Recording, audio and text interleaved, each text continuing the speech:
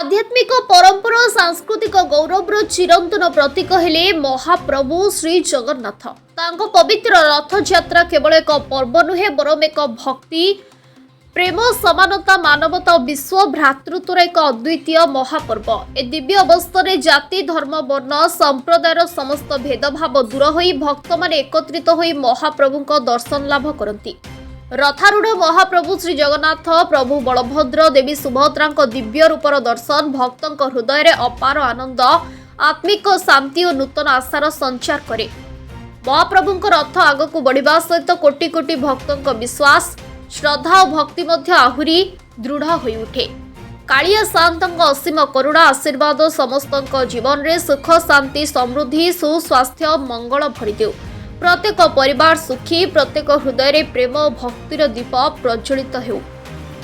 ओडिशार सांस्कृतिक ऐतिह्यर अनन्य प्रतीक रौप्य सहर भद्रक रे पवित्र रथ यात्रार परिवेश खूब नियारा अपूर्व अलौकिक अटे। रथारूढ़ महाप्रभु श्री जगन्नाथ प्रभु बलभद्र देवी सुभद्रा को एभली भक्तिमय परिवेश रे दर्शन करी आह्लादित होइथिला। कालिया शांतों अपार करुणा सभी जीवन रे सुख समृद्धि भरी देउ। आपण परिचय टिके देबे। नाम अधिकारी रामचंद्र दास। कौन कहबे आज पवित्र रथ यात्रा विश्व प्रसिद्ध आज जो कुंडिकाली पाखरे जो रथ यात्रा होची कौन कहबे से दीर्घ दिन अनुष्ठान महाप्रभुଙ୍କର आशीर्वाद महानंद काम चली आशीर्वाद समस्त प्रति था यह नवेदन। केते भक्त श्रद्धालु समागम होती प्राय माने इच्छा मिनिमम 2000 रु 3000 लोक भली माने उपस्थित होती।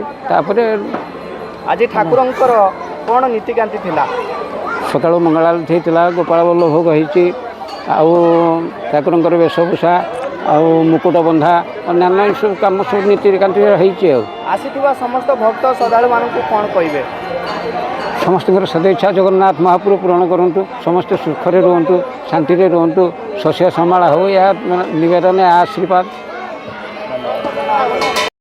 जय जगन्नाथ। मो ना कमलाकांत बेहरा ब्रह्मपुर ग्रामवासी। कौन कहबे आज पवित्र रथ यात्रा ए अवसर कौन कहबे आज पवित्र रथ यात्रा बहु आडंबर आमर ये कुंडीबागर 150 वर्षर रथ यात्रा बहु मुआ आडंबर पालित होउची। जहा हूँ हजार हजार लोक एठार आसी संगम माने चली प्रत्येक वर्ष लोक संख्या बढ़िबा संगे संगे जगार माया इमिति भाव में डोरी बांधी प्रभुंकर आशीर्वाद इमिति लोक मानू बांधिकी टाणी उतारिकी आसिकी जाऊ ठीक समय रे ठीक टाइम रे आमर संपूर्ण जेकोसी काम कार्य संपूर्ण भाव में शेष होउची। जेतिकी भक्त माने अछंती समस्तंकर मनस्कामना जगा एठी रही सब बेले सब देखुची समस्त को आशीर्वाद करूची। कौन कहबे केते भक्त श्रद्धालु समागम होई हजार हजार लोक आसिक एठारे पहुंचुंती कोण अनुकोणरू आसिक एठारे लोक पहुंचुंती महान आडंबर बहुत खुशी उल्लास रे आसुचंती।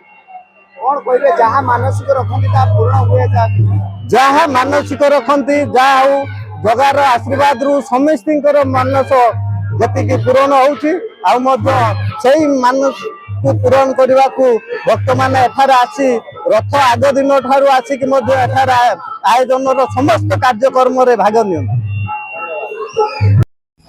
बासुरथ साहू कौन कहबे आज पवित्र रथ यात्रा ये रथ यात्रा कौन कहबे ये आमर परिबिना मारपुर ग्रामर ये हला 100 वर्षर रथ ये आम पंचायतर गौरव ये बर्तमान जो आमर जो रथटी है आमर परिबिना मारपुर ग्रामवासी सहयोग आ पंचायतवासी सहयोग अन्य जो पंचायत लोक मान आसी भी सहयोग क्रमे यही रथ यात्रा यहाँ आम 100 वर्षर अनुष्ठान आमर ये मूल थे आमर जगह श्री सनातन साहू ये मंदिर टाक 100 वर्ष है 100 रु ऊर्ध वर्ष है रथ यात्रा हो परिबिना मारपुर समस्त ग्रामवासी वृंद सहयोग क्रमे आमर जो रथ यात्रा भल माने ये करा पुलिस प्रशासन आमर एटिकार सरपंच महोदय सहमति क्रमे ये रथ यात्रा भल भाव ये तो मिनिमम आमर 10 ରୁ 15,000 बड़े लोक हुई पागर जो परिवर्तन କିଛି ଲୋକ ବି ହେଲେ ଆଉ ଯୋଉ ବର୍ଷା ଯୋଉ ତାର ଯୋଉ ଆଗମନରେ କିଛି ଲୋକ ବି ଟିକେ କମି ଯାଇଛନ୍ତି। ତଥାପି ଆମର ଏଠି 10 ରୁ 15,000 ଭଳି ଲୋକ ହୁଅନ୍ତି। ଆଜି ରଥଯାତ୍ରା ମହାପ୍ରଭୁଙ୍କୁ କଣ ମାଗିଲେ? ଆମେ ମାଗିଲେ ମାନେ ଆମର ପରିବିନ୍ଦା ଗ୍ରାମ ଯୋଉ ବାରପୁର ଗ୍ରାମର ଉନ୍ନତି ଟିକେ ହଉ, ଆଉ ଆମର ଯୋଉ ଭାରତ ବର୍ଷ ଓଡିଶାର ଜଗନ୍ନାଥ ମହାପ୍ରଭୁ ମାନେ ସର୍ବଦା ଟିକେ ଉନ୍ନତି କରନ୍ତୁ, ଆଉ ସମସ୍ତ ମଣିଷ ମାନେ ଆମର ଯୋଉ ଜଗନ୍ନାଥ ପ୍ରେମୀଙ୍କୁ ମାନେ ଭଲ ଭାବରେ ତାଙ୍କୁ ଉନ୍ନତି କରି ରଖନ୍ତୁ। Bureau report, Odisha news 18।